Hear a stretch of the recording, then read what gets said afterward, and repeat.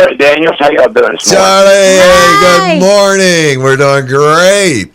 Good deal. Hey, thanks for calling us. We appreciate it. Thanks for having me. I appreciate you talking to me. Oh, man, it is so good to talk to you. I have been listening to your music for years. I was like 14, 15 when I saw you. Now, wait a minute. She's not that old, Charlie, so you don't have to worry about that. She's not that old. She doesn't sound very old.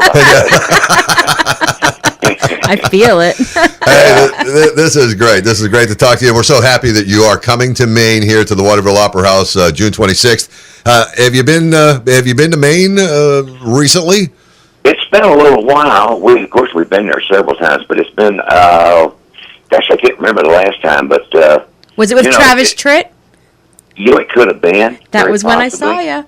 It could have been. I think we may have been back since then. I'm not sure, but we got up that way every once in a while. Yeah, well, you picked the right time to come in June because I think the snow will be done by then.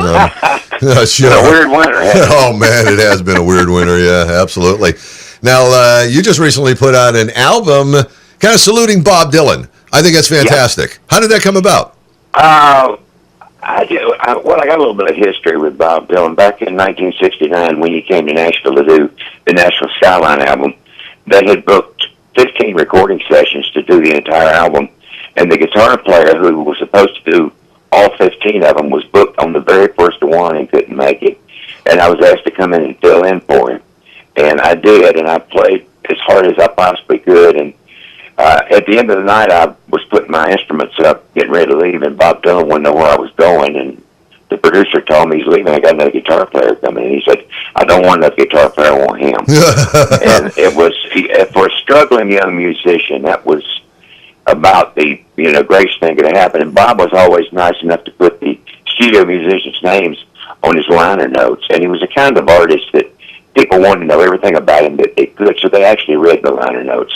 So it was great. It was a great exposure for me, and I was a big Bob Dylan fan before then, and even bigger one after. And I wanted to do a tribute album to him, and I finally got around to it this year. Well, I tell you, I don't know if you picked the songs on the album, but they are some of Bob Dylan's best songs. That's for sure.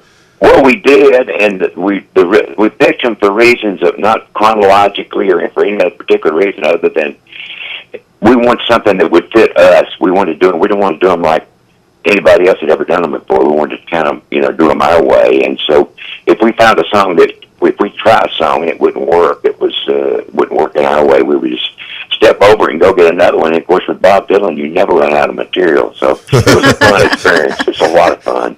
Yeah, that's true. He's just so many songs. Great songwriter. Now, you have, of course, you're coming here to Maine on June 26th, but you also have the Volunteer Jam 2014. It's the 40th anniversary this year that's coming up.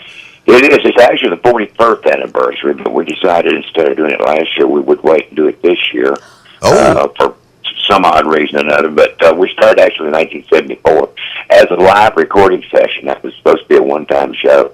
And I casually invited some friends of ours to come and sit in with us, jam with us. Musicians love to jam after we got through with our recording. And that first year, three of the Marshall Tucker Band and Dickie Betts came, and it just turned into it took on a life of its own. It just turned into something we never expected it to be.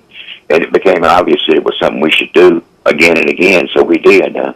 We did a whole bunch of them, and we got away from it a few years ago, and we're starting the tradition back up again in August 12th in Nashville, Bridgestone Arena. Oh, that's good. We have the incredible lineup of artists. When we sent the invitations out, the RSVPs were just astounding. We're still adding artists. We're still not there yet. Oh, wow, you are really? That's awesome. Oh, man. That's great. Yeah, people get behind things like this. I mean, they know, especially when it's a tradition of this nature, they just love. And I'm sure you have a lot to do with it, that they say, hey, Charlie Daniels is doing it. We're there. That's all we got to know. Yeah, absolutely. Well, it's also it's a benefit for a foundation that I'm involved in called the Journey Home, which is for our veterans, help our veterans out. And a lot of the people in the music industry have a great heart for the veterans, and that's also a motivating factor for them. That is very true. Very patriotic, which is nice to see. So now we know your name is Charlie Daniels, but everybody says the Charlie Daniels Band. Does anybody of the younger generation ever come up and call you Mr. Band? No, they called me everything else but that. That was something I had a hard time getting across when I first started recording. They wanted to call it Charlie Daniels, and I kept telling the promotion people and the record people, no, it's the Charlie Daniels Band. I am part of a 6-piece band. This is a musical organization. So we finally got the point across. And so all these years after, we're Charlie Daniels Band, or CDB as we're known. Yeah, that's true. Anytime anybody says anything, it's automatically Charlie Daniels Band. Yeah, that's fantastic. Hey, well, listen, thanks for taking time out of your busy schedule to talk to us, and we are really, really looking forward for you coming here to Maine at the Waterville Opera House on June 26th. We're looking forward to being there, and we're looking forward to seeing you folks, and thank you very much. God bless.